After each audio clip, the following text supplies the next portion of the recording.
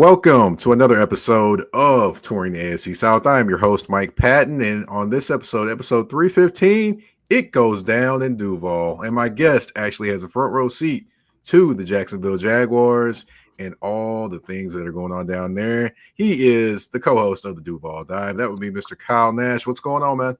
Hey, an honor, joy, and privilege to jump in. 315, General, I know you've been at this for a minute, but gracious, like I'm even at the point where I lost count of how many times I've been on here. You keep making the mistake of bringing me back, right? So, hey, listen, you keep rolling, man. 315, that's awesome to hear that number. And listen, I'm stoked to be aboard. Let's do the thing, man. I'm enjoying it. Well, we're definitely going to talk about the Jacksonville Jaguars and all the things that are going on there. But, there's a few. Yeah, just a few. But, of course, we do have to do like we usually do, and that is the Get Off Your Chest segment. And I got to talk about playoff football. Last weekend, the lone representative of the AFC South, the Houston Texans, hosted the Los Angeles Chargers. Now, going into this game, people were talking about Justin Herbert and what a great year he had. 23 touchdowns and 3 interceptions. Of course, Jim Harbaugh brought in the expectations on the rise. The Chargers, they may not have the pieces, but they kind of proved us wrong with Ladd McConkey out there just doing the dang thing. Then when it comes to playoffs, the people had the momentum was going their way, and people were like, okay, the Texans are just not it, and they're going to be one and done. And even Rex Ryan said they'd be a bye week. Well, people must have forgot that they are the Los Angeles Chargers, and he is Justin Herbert, because the Los Angeles Chargers went out there and lost 32-12.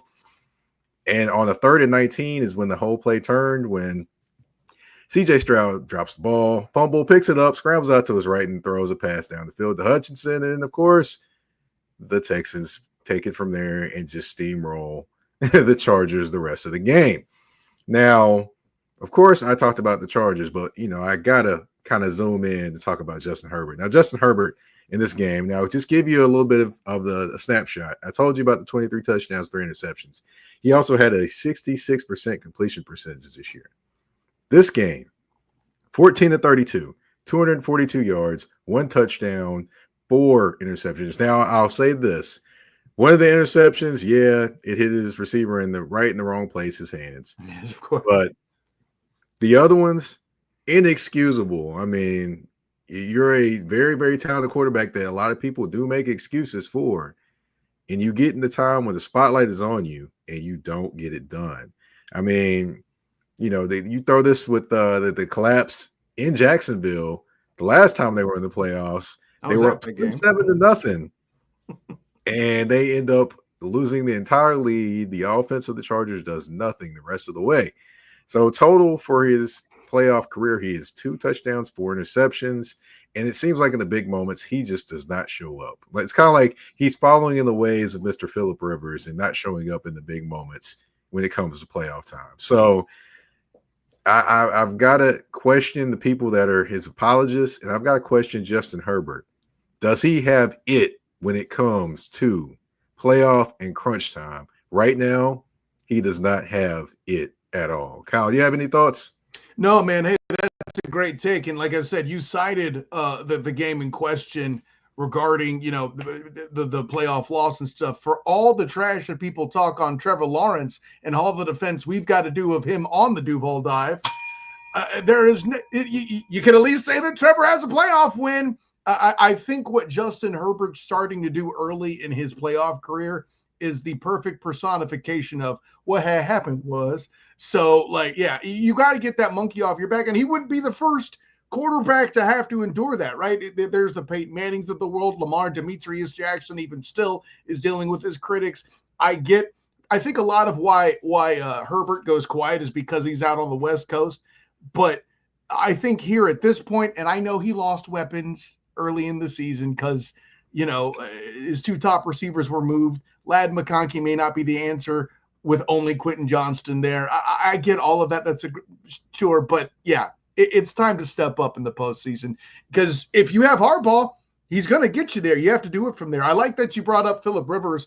In his youth, I used to refer to him as Philip the Fraud Rivers.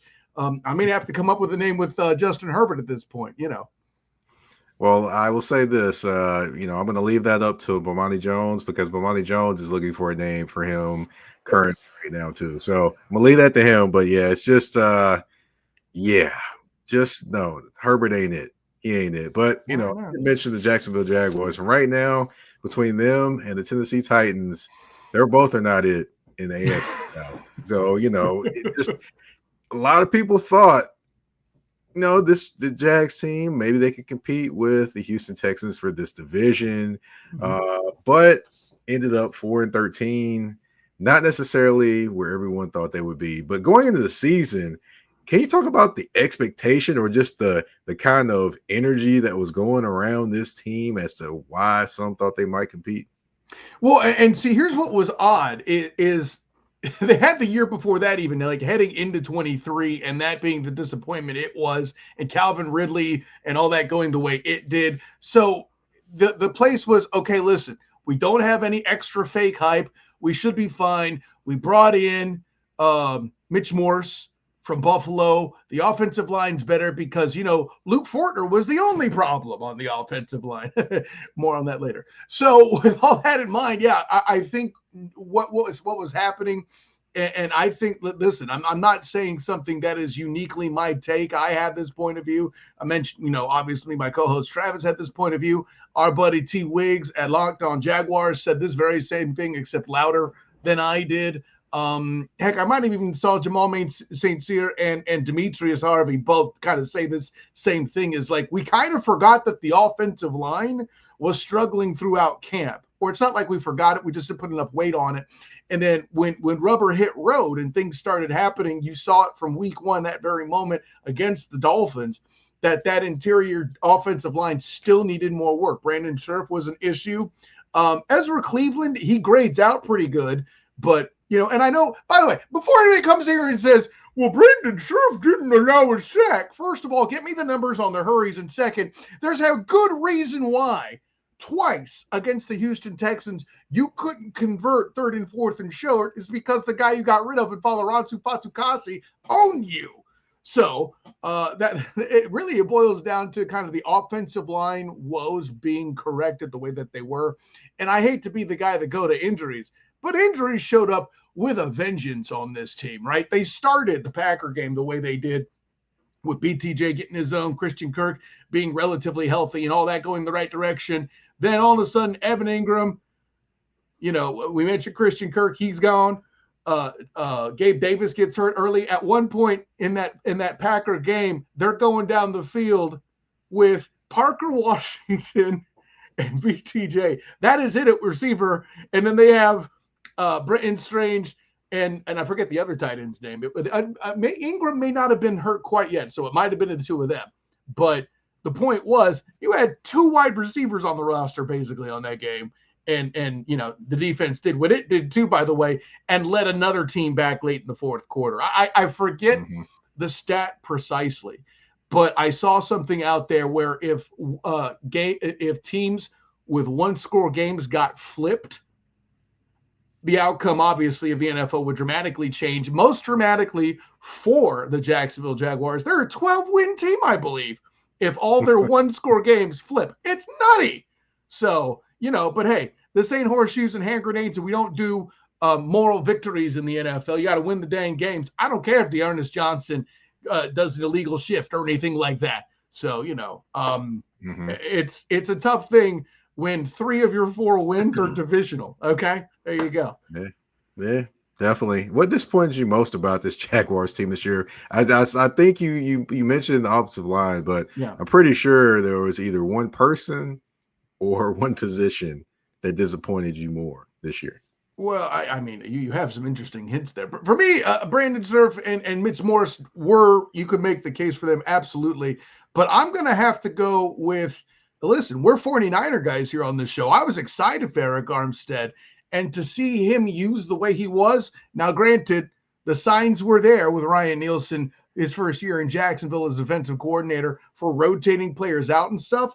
But continuing to kick Armstead at defensive end and also taking key guys out on 3rd down was murder. But yeah, I kind of expected Armstead to have a much bigger, presence. I know people are going to point to Josh Hines Allen. Oh, and he only got 8 sacks.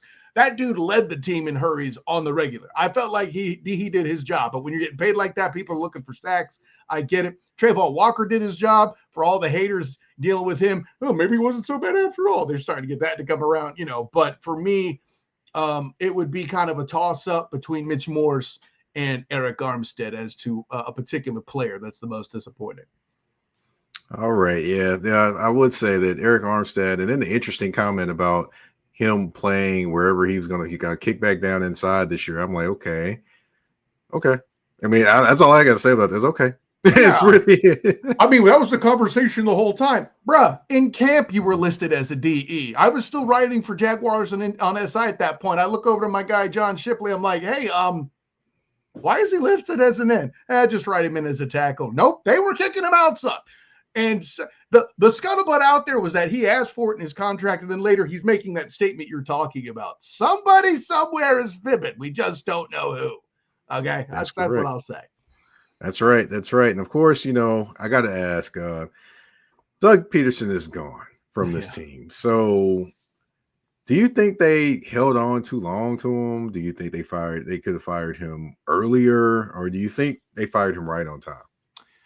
Well, I mean, if you were to listen to me and Travis on the Duval Dive, we thought he should have been out at the bye week. And we would have said the same of Trent Baalke. Now, we understand that there's team operational things that prevent that. They're still working on evaluation of, scouting and getting other things right. And not having a head to that particular department, for lack of a better way to put it, would be problematic, especially in a situation where well, let's just put it this way. Depending on who in the Duval media you believe and what your eyes tell you, it's been said that Shad Khan is somewhat detached from the running of the team in and of itself. He's certainly not a Jerry Jones, right?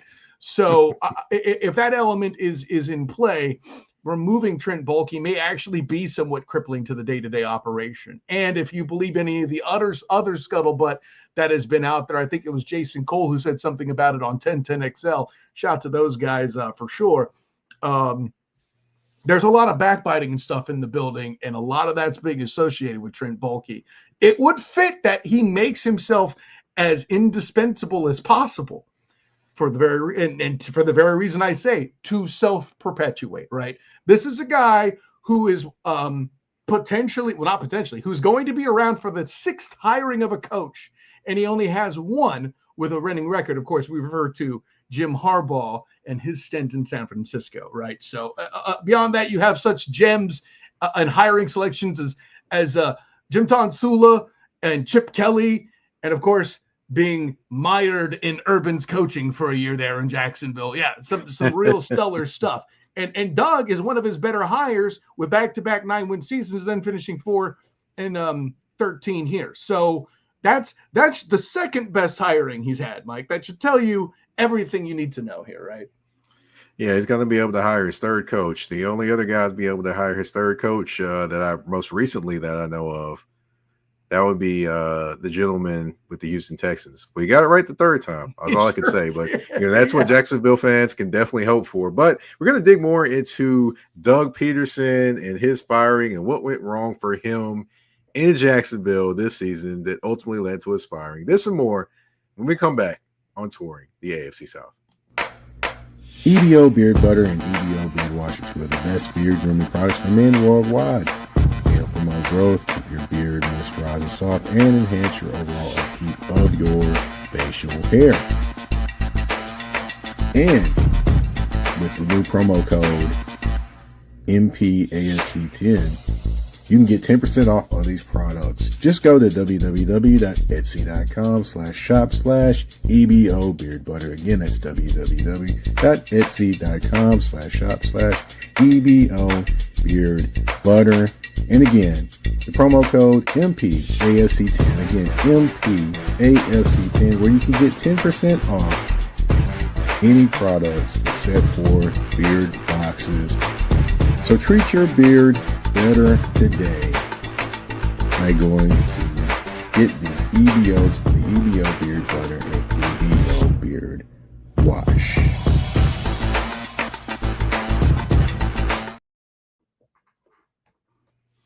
All right, and we're back on episode 315 of Touring the AFC South. It goes down in Duval And like I mentioned before the commercial break, me and Kyle are definitely going to dig into more talking about Dougie P got chucked the deuces from the Jacksonville Jaguars. Now, to me, I have some things that I can look at when it comes to Doug Pederson and, why he was fired. But to you, what seemed like the biggest issue that led to his firing and his downfall?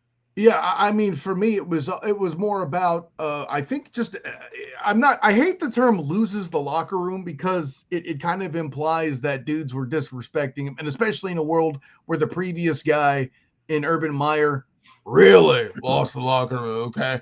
I just kind of felt like there was an element there wasn't, I don't want to say there was a lot of quit, though there were a couple games where that was called out. You may remember Andre Sisco wording that a little bit.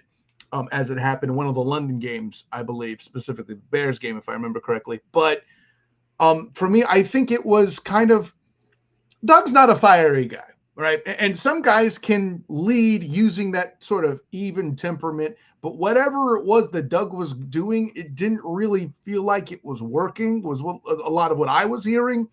And listen, when you're in a position where the real issue is personnel in the building of the team, which is connected to the other guy in the room that's reporting to Shad Khan. And yeah, for those that may not know, Doug Pederson and Shad Khan are contemporaries reporting to Shad Khan. So Trent Baalke and Doug Pederson are of the same rank on the hierarchy. So like they're not, one doesn't report to the other. They're associates, right? They're colleagues, they're contemporaries. So with that kind of dynamic, one of them had to go. And here's the other thing too, Mike.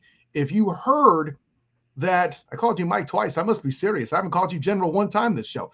But see, but the fact that at the beginning of the season, Shad Khan said this is the best Jacksonville Jaguars team ever assembled, I think was the words used. You knew up front that if something couldn't happen with it, he's not blaming Baalke, the guy who bought the groceries, as Bill Parcells would say, right? He's going to blame the guy that couldn't cook the meal. Right or wrong, that's kind of how I think that came to pass, where Dougie P was the guy that was asked to step down. Now, of course, you mentioned the locker room, losing the locker room. Mm-hmm. I'm going to, go to one point and stay on the opposite side. Press Taylor. Now, there's a lot of talk about Press Taylor the last couple of years. He's the offensive guy running the offense. And a lot of people asked Doug to kind of step in or wanted Doug to step in. Shad Khan himself among them. Yeah, exactly. So do you think that Press Taylor was the big one of the biggest things that hurt him as coach of the Jacksonville Jaguars? Yeah, no, that's a good take. I mean, it sure as hell didn't help him, right? And I feel like it was funny to me. And this is not me dissing my Jaguar media brethren by any stretch. I don't mean it like that. What I mean to say is there was a lot of conversation about, hey, who's calling the plays? What's going on in camp? At day's end, it didn't matter who was calling the plays. That was essentially the same dude. They both were in the same school of thought offensively, right? Daniel Lasan's doing the same karate that Mr. Miyagi is, okay? It's really that simple. And at the end of the day, whether they swept the leg or not, they weren't going to, because that was their style of offense. I'm liking that analogy. But the punchline is this, man. At the end of the day, there was really no difference between the two. And listen, we said this ever since me and Travis on the Duval Dive. We said this from moment one, and credit to Travis for coming up with the term pencil whipping, just the same way I always credit you for calling Will Levis the mayonnaise messiah. I'm always going to give you your props on that. Give Travis's credit for mentioning pencil whipping being the style of play that Doug Pederson utilized, and by extension, Press Taylor. He's going to go into a game. He's going to rely on putting guys where you aren't and finding those holes and taking advantage of them. But if there's ever a situation where he's going to try to set up a player to have a superior whatever skill or be able to get a one-on-one play, that's not the way he's going to lead. And in Jacksonville, really, until you got BTJ offensively, there's not a lot of guys that can make those plays, except maybe Evan Ingram? I don't know. But I feel like there's that element of once Doug was kind of figured out, he didn't really have a second pitch. And that extends then to Press Taylor, right? Mm-hmm. Yeah. Now, of course, we do have to talk about the defensive side of the ball Yes. and Mr. Ryan Nielsen. Now, I've heard a few rumors about him kind of not being really connected with this defense and with the players and things like that. But how bad was it, or how bad did it look or get when it and that defense and just his connection or not connection to the defense?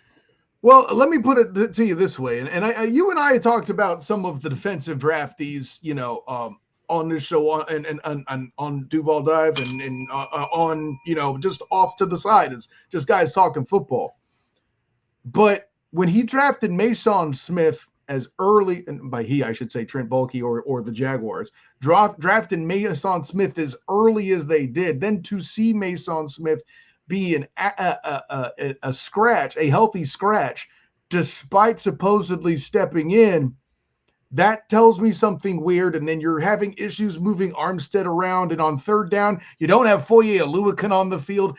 There's just all sorts of weirdness that was going on, and I'm watching it, from a distance. I can't imagine being in the locker room and having those same, lacking a better word, questionable things going on, those unorthodox things. It's a good way to lose a locker room real quick, especially when you start out losing close games that you feel like you should have won, right? Especially in the case of Miami and Cleveland early on in the season. Yeah, it just looked rough, man. I was like, okay, something's not right here. This isn't the Atlanta version of Ryan Nielsen, but it also makes you wonder as well. Was Atlanta glad to see him go?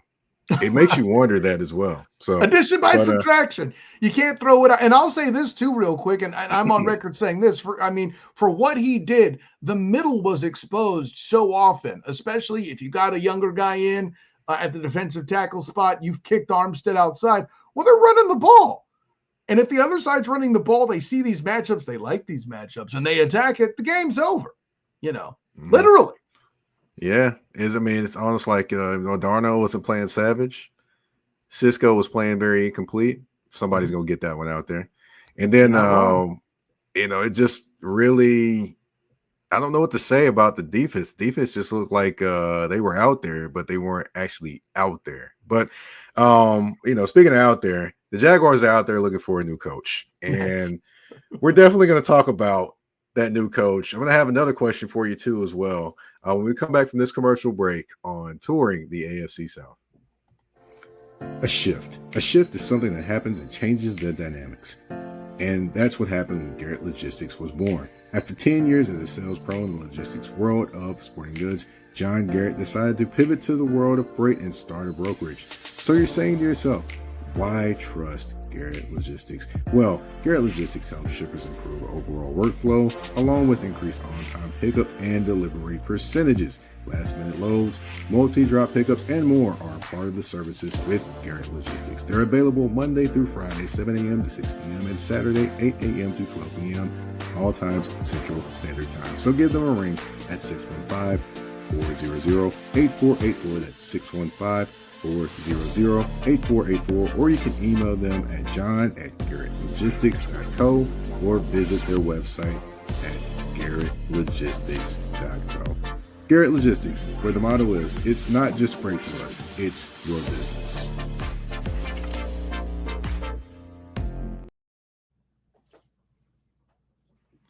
All right, and we are back on touring the AFC South. And like I mentioned before the break, the Jaguars are on the search for a coach. But, before we get into that, I've got to ask, how did Baalke retain his job? Does he have hidden pictures of Shad Khan and some activities going on? Does he know where Jimmy Hoffa is? How is he keeping that job? I mean, he's more of the age group that would be involved with JFK and the grassy knoll, right? No, listen, man. It's still my favorite thing. I cling to when you would tag me and a few of my Jacksonville media brethren asking this question out on Twitter. I say Twitter because we're family men. People don't need to hear that we're on X. But what the way I respond, I don't remember, is like, I'm insulted. You would think I understand this logic. Like, I have no idea where this comes from, but building on some other things I said earlier, like for one, if there's any truth to the whole backbiting and him making himself indispensable to the Khans, Sean and Tony and company, just in general, a lot of, how you say, osculation upon gluteus maximus. Look it up, kids. You'll know what it means when you get the medical translation. Oh, but I think the other element too that I want to hit again, when I said this on the emergency episode of the Duval Dive, we did when Doug got fired. Remember, the statement is telling that Shad Khan said this is the best Jaguars team ever assembled.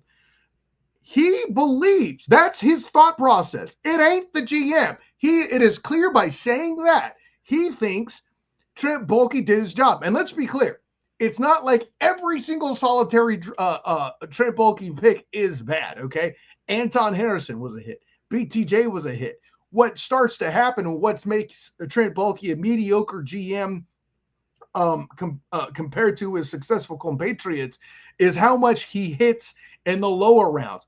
Those don't necessarily come through, right? I'm reminded, as much as I like Brenton Strange as a player, as much as I like what Tanks Bigsby is starting to do, the guys they needed much more in that draft 2 years ago would have done a lot more damage in better and bigger places of need on the Jacksonville Jaguars roster that could have made that 2013 team at least the playoff team they were supposed to be, right? So I think that's kind of where you start with what the problem is. But the way Trent Baalke survives is he somehow has Khan convinced. And again, the particulars, don't ask me. I'm not in the building like that. But the particulars are the question. But clearly he's got Shad Khan thinking that he has assembled a good team, good players, and all of that. And then it's the coach that's blowing it on the field. Yeah, it's funny that we say his name is spelled Khan, but you hear it sounded like CON. Yes, that's right. And you keep wondering is maybe Trent Baalke is conning him, but does Trent have cons in bulk? I see what you're doing there, General, and I love it. Yeah, definitely. You see where I'm going here, but yeah, it just to me, I just don't see. You drafted all these defensive backs, but you have Jerry Jones out there playing, which I still would say I like DeAndre Prince over Jerry Jones. Giants had a good season, man. Listen, I know. Not to say he's not a bad player. I'm not saying he's a bad player. I want you to clarify that. I know you aren't saying that. Yes. Yeah, not to say he's a bad player. I think that DeAndre Prince offers more when it comes to being on the outside of that on the outside out there, and he has definitely the skills to pay the bills out there. But of course, he's not getting the opportunity. We don't know what was going on with Ryan Nielsen's defense. So I digress. I'll move on. Maybe DeAndre Prince will get. General. There's a lot of DB injuries throughout the year too. So I mean, give him that much credit. That's true. I just see a talented kid, man. See a talented kid. But we're gonna get over to this coaching search. There's been some names thrown out there. Of course, Ben Johnson has been the primary name people have thrown out there. Liam Cohen as well. Mm-hmm. But what coaching candidate are you liking the most from the Jaguars that you've heard about so far? So, and this is the first time I've been asked this question directly, so I can't actually dodge it this time, General. Credit to you. I'm going to leave with this. I don't think the Jags actually get Ben Johnson. Do I think Ben Johnson is a bad candidate? No, I don't. Do I think that there are? I'll put it this way: with the fact that Ben Johnson is probably the premier coaching candidate in this carousel right now, if he's not liking what he's hearing and dealing with the potential of dealing with Trent Baalke, then he ain't gonna. And why would you? It's very possible that he takes. I'm not going to say the Bears job, but it's very possible he could take like the Bears job, for example. I don't think he goes to New York, though, or East Rutherford with the Jets. That situation's kind of nutty. Maybe the Cowboys are enough to scare him off, so maybe he still picks Baalke in Jacksonville. I get that that's a playable thing that's on the table. But for me, Johnson, someone else is going to snag him, and it's going to come down to another offensive coach. And I have it in my head, at least, that an offensive coach is the direction they're going to want to go. This is what they did with Doug P. And frankly, I still kind of feel like they want to get more out of Trevor. They paid all this money in him. They got BTJ. I think they're going to focus on that to lift things up. And, well, we'll see what happens with defense. You can fix that with a coordinator hire, and there's a number of ones out there. Jeff Ulbrich, and, of course, we mentioned Robert Saleh out there, too, being a factor if he doesn't get a head coaching job. For me, I think Joe Brady's the guy that's going to land it eventually. And the reason why I like that is kind of twofold. A, the Bills, forget this year, which is still amazing what they're doing this year. Let me be clear. The Bills last year were revitalized basically instantly when he came into the building. Okay? That's a big part of it. Now the question is, can he be the motivational guy to make things run there? With what I know, which I'll grant is not my forte, I don't know everything about Bills football, but with what I know about them, this is a group that had to deal with a lot of drama, for lack of a better word, right? They had Stephon Diggs sorts in the air now, that other situation going on, all that with this. I'll say this. With Joe Brady in the building, he's able to bring a quarterback and an offense to the place where they need to be. Just like the Bills found out, hey, maybe we don't rely so hard on Josh Allen. Maybe we put him in a position to be asked to do a little less. That isn't to say they don't want him to do anything, but put him in less positions where he feel like he has to ad-lib or be a hero, which Trevor tries to do on occasion. So seeing that correlation as I've shown it, getting Brady in the room to kind of move that along and get that portion of it, if you could keep Trevor healthy and the turnovers down, that's a large portion of the battle right there, right? Now, can Joe Brady fix the offensive line on his own? Separate conversation. But I think it all starts and begins there, or starts and ends there, because the Jags' weapons, when healthy, aren't terrible. They're certainly serviceable. Say, I don't care how you feel about Gabe Davis. I feel like he was brought in mostly to be a locker room presence and to block well while also catching a pass here or there. He didn't stay healthy. That is what it is. But so long as you have Ingram, BTJ, and Christian Kirk with NTN with NTN leaking every now and again, you have the makings of something that can work, and that's exactly what the Bills have going on. No Stephon Diggs, no problem, right? So I think that would kind of translate. The defense, okay, the defense is still kind of in shambles, but like I said, you might be able to find a good DC to replace Ryan Nielsen, at least get something going to where you have a Foye Oluokun on third down on the field. Just saying. I hear you there. Now, it'd be interesting if Joe Brady came there. That would be interesting. I don't see Robert Saleh getting that job. I don't either. I'm and also, man. And also, as far as Ben Johnson, I'm like, honestly, just honestly thinking, I could see him staying in Detroit, especially if they don't win the title. I could honestly see him staying in Detroit, which, a lot of people are like, what? I'm like, yeah, I could see it happening. But, like there are coaches that you talked about in terms of, the fit in Jacksonville. What's the coach you like the least that you've heard them being talked about?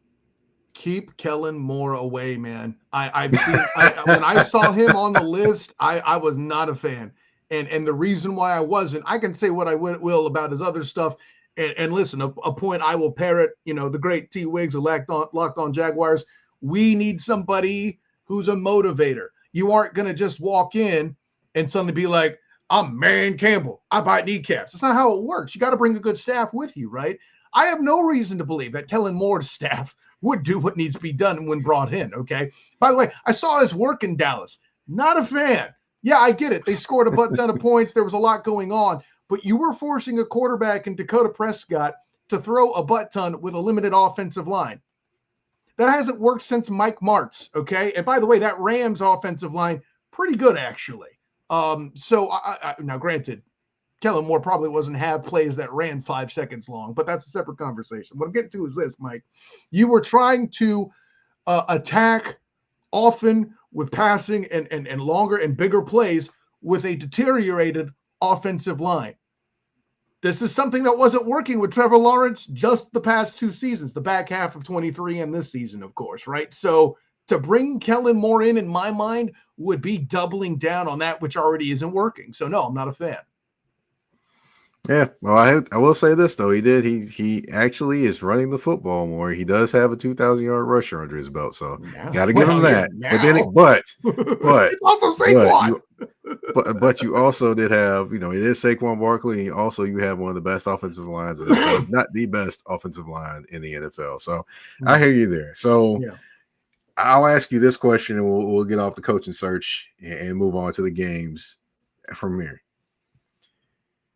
All right, with whoever gets hired as the head coach, and Shad Khan knowing he's going to hire this coach, and this coach reporting to him, or reportedly going to be reporting to Shad Khan. Correct. Does that mean Baalke is going to be fired, reassigned, or silenced there to you? Is none of the above an option?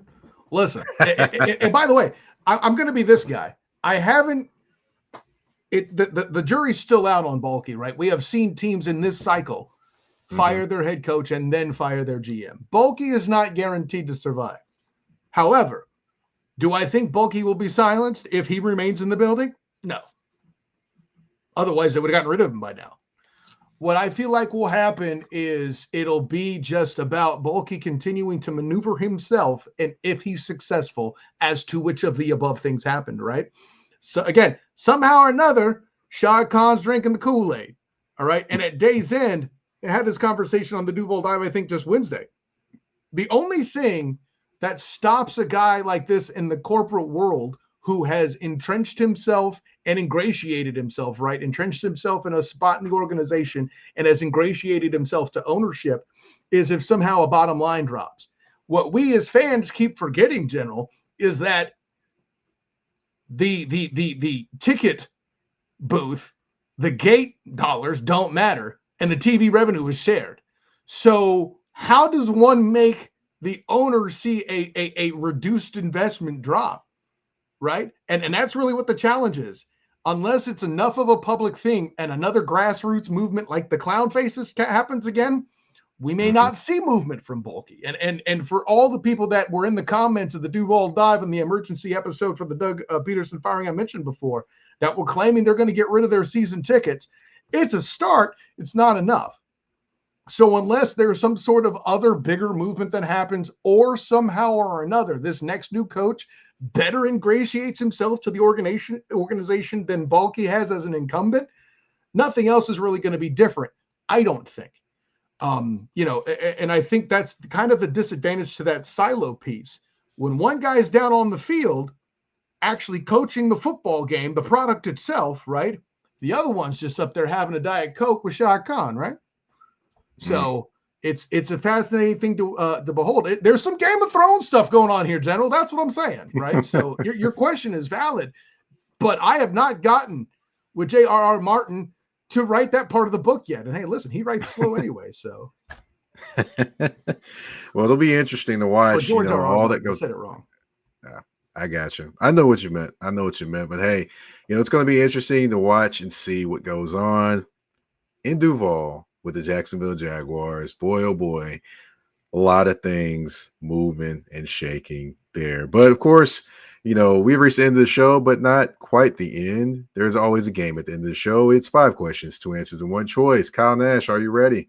Hey, listen, for all the things I said tonight, this is the part that could get me the most harshly judged, but I'm in here. Let's do the thing, General. All right, here we go. First one up. You got to pick one song.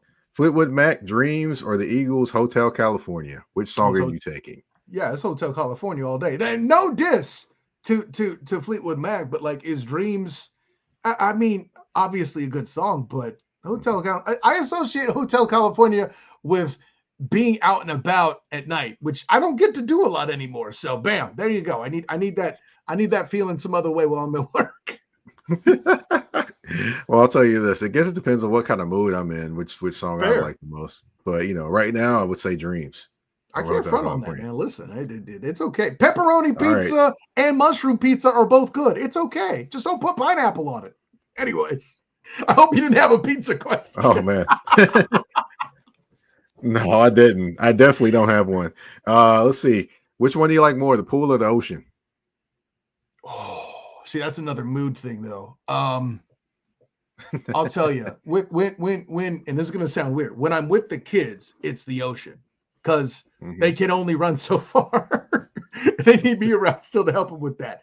The pool has it. The pool most of the time is better, simply because of all the extracurriculars that are available. You know, you could do stuff with the kids over here, but then there's usually a poolside bar when you're at the thing on vacation. You know, you have options with the pool. With the ocean, you dealing with sunburnt people, the opportunity is much higher. Now, granted, for me of my Mediterranean hue here, I have fewer problems with sunburning, so I have that working for me. But then again, you know, there are members of my family that are, how you say, of the paler persuasion. So it's problematic there, is what I'm saying. So, you know, there's extra challenges. The sand is less an issue with the pool, so I get all of that. But man, listen, sometimes I'm a scuba diver, so I have to love the ocean some, right? You know, so, but yeah, at the end of the day, when it's about the purpose of relaxing, which is what you're usually doing when you're swimming and stuff, the pool is superior. Okay. All right. That was a good question, Mike. I wasn't ready for that, General. That was it. I mentioned scuba certification. That was depth, baby. Okay, there you go. Here we go. I got another one for you. The Rams or the Seahawks? Which teams do you have to cheer for? One team. Which one are you cheering for? Rams. The It's Rams. not close. Okay. Yeah. All right. I mean, Aaron Charles Donald. I'll leave it there. Okay. Okay. I know he's not All playing right. anymore, but for him alone. Okay. Now they do have a guy named Kobe Turner in there. He's pretty nice. He Jared Verse, by the way, the student of the game, rookie of the year, is a factor with LA there.